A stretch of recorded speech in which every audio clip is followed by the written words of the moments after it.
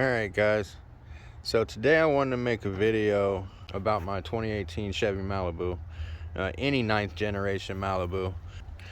So this video is actually a video on how to wire in those little lights right there. See them little accent lightings? You see them for sale everywhere for these cars, but nobody really knows how to hook them up, or at least there's no videos or any information on how to hook them up. And the reason why they won't hook directly up is because these cars have what is called a p.w.m brake system.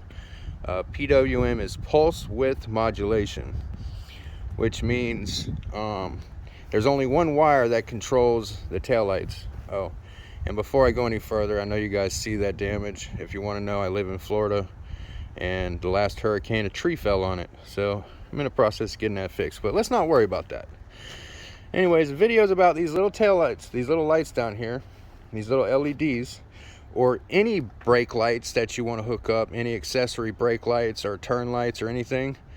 There's only really one way to do it. You're going to need two converters. Okay, and these are the converters. One of them, okay, this one here is it's a Curt manufacturing p.w.m trailer converter.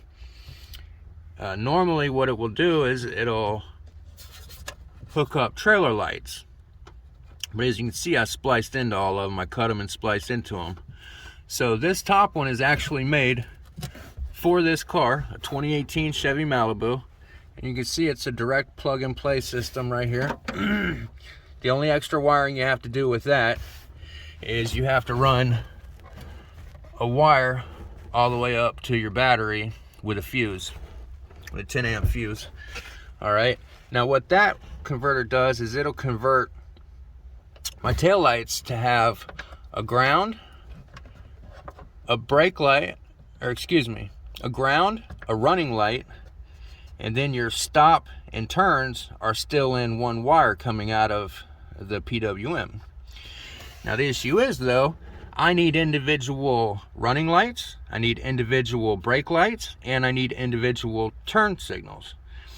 So the first converter will pretty much, it splits up the running lights and the brake and turns. So your brake and turns are in one wire and your running lights on a single wire by itself. Now, in order to get all individual wires, you need one more converter, and that's the bottom one right here. This converter is a 2 to 3 wire converter. It'll take inputs that are brake and tail lights in one wire, and that one will convert it into individual brake and individual turn signals.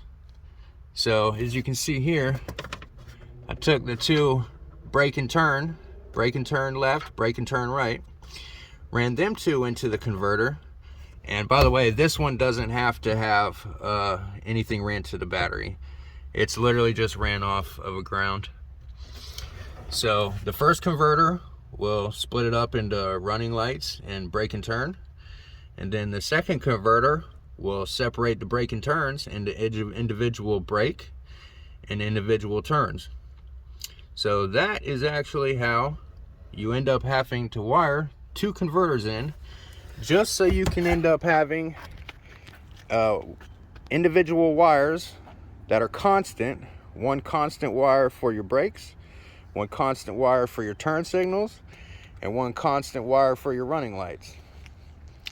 And here in a little bit, when it gets dark, I'll chop in a video in here to show you the lights in action. But yeah, I'm not going to give you schematics on how to wire and all the wiring, because if you're not already familiar with any kind of wiring and electronics, then I wouldn't suggest doing this. But if you are, I think you can figure it out, because once you buy the two converters,